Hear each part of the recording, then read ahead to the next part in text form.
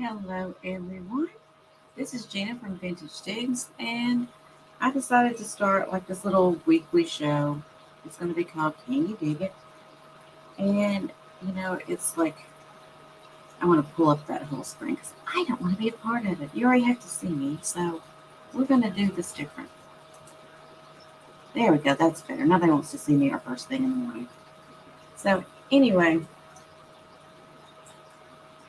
so I decided, like I said, I was decided to do this little weekly show here on my channel, which I'm going to share with you, different thoughts I have, some field trips to some interesting and sometimes bizarre places, and just some randomness in general. This show's not going to be any type of like the deep dive shows. There's already several of those out there that some of my really fantastic and well educated friends are doing. And they are so informational. I mean, if you have not checked those out, please do. They provide some great information for you. They are so well educated in what they're talking about. And I'm not even going to try to touch that. Instead, this show is going to highlight kind of my quirky thoughts in life, I guess. And it's going to be called Vintage Digs, Can You Dig It? So, before jumping right in for this first episode, I'm going to give you forewarning. In sharing my screen, it's going to, go black screen back and forth. I didn't set up my second computer to do this today, but I will before I do the next one, so it'll go a little smoother transition. But just bear with me today. I just wanted to get the first episode out, and share it with you. So let's jump right in. So when I was driving around this last weekend sourcing, I had this random thought. I go to garage sales pretty much every weekend, but I've never known the history of the garage sale. If you're like me, you've probably been to garage sales most of your life.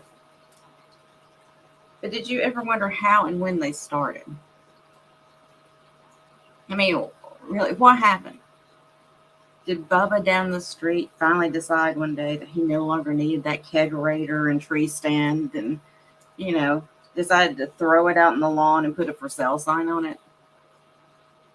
Well, apparently that's not the case. And these sales originated many, many years before that.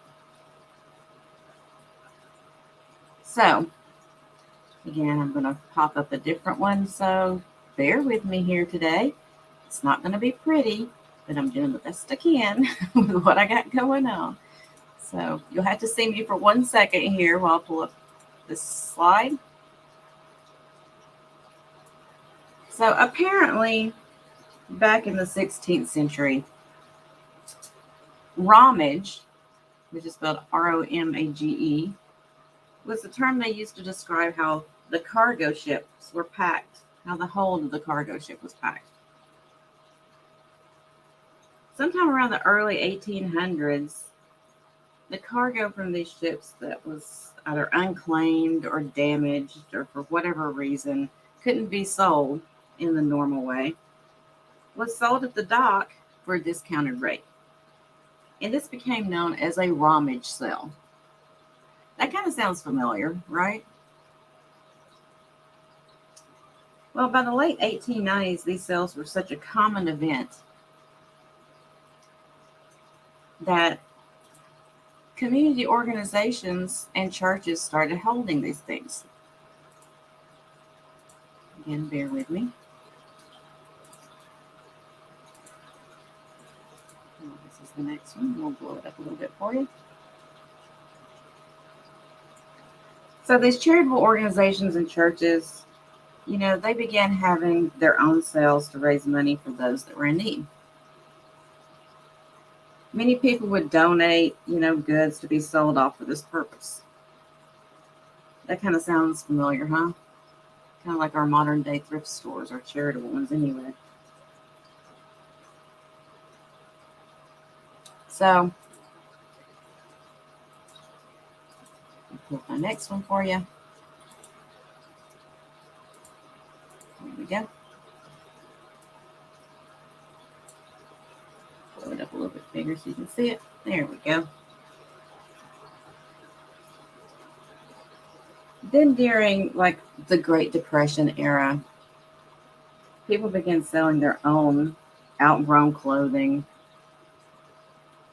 and goods, and they became consumers as well of these types of sales, buying, the basic necessities like tools, furniture, clothing, household items that they needed. Because during that time, there wasn't a lot of extra money. People were barely scraping by. People were starving because they didn't even have enough money to feed their families. So clothing and all that was just extra. That was not something that was a necessity. They couldn't fill their belly with it. So these sales became, really pretty common. It's kind of like neighbor helping neighbor. They could pass off their clothes that they had outgrown or whatever, and their kids had outgrown, to somebody else and get a tiny bit of money for it so that they could buy things that they had to have as well. So it became really like a staple in our history at that point in time. So, let me get my next slide up for you.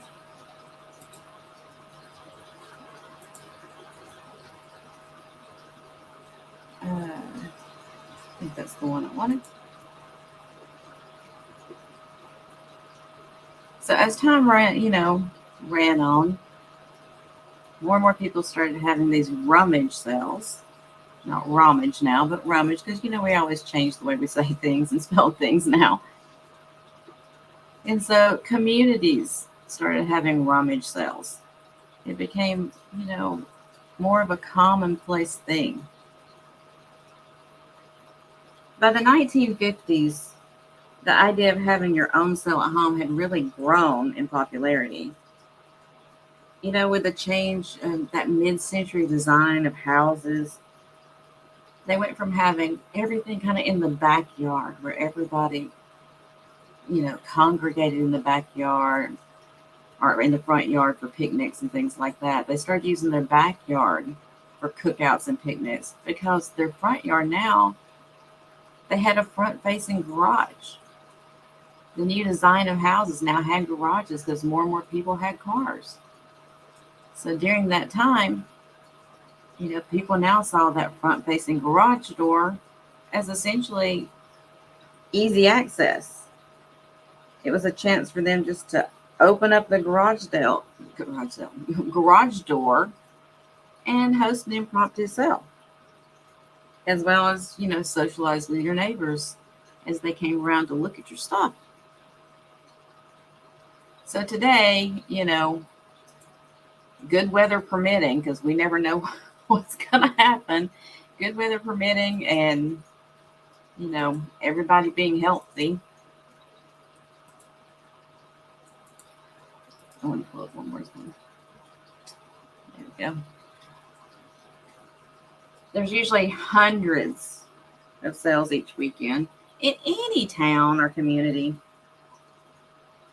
Now, whether those sales today are called rummage sale, garage sale, tag sale, yard sale, porch sale, or even, a buy my ex's junk sale, they're all pretty much the same and they have the same adventure to offer.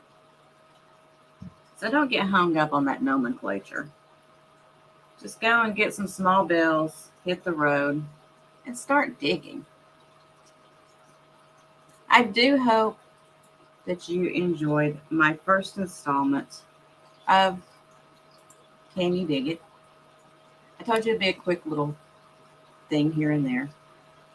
If I do go on some field trips, it might be a little bit longer because I'll have more footage for you to share with you. But I just kind of wanted to delve into this a little bit, not a deep dive, just some quick little points for you because I never knew that it started so many years ago as essentially a dock sale for things that they couldn't sell otherwise. I found that very interesting. And the way it's progressed through the years to what we have today as, major sales every weekend and estate sales and thrift stores for that matter, things that we all go to attend and enjoy. So I hope you found a little bit of information in this. I didn't want to overwhelm you, but if you did, and if you're not already, please like, subscribe, and hit the notification bell so that you'll be notified of more upcoming episodes like this, as well as other things that I do. And I will see you all very soon. Go out and spread the love. Eventually, we'll come back around to you tenfold. So I hope you have a very beautiful day. I can't wait to see you guys again in chat. And I think, oh yeah, I have a sale tomorrow with Kat, in fact, on her channel. So until then, you guys stay beautiful, stay fun, keep that smile on your face. Even when you're feeling down, it'll make you feel better. I promise you. So have a great day, guys. I love you so much, and I really appreciate you. Until I see you next time. Bye.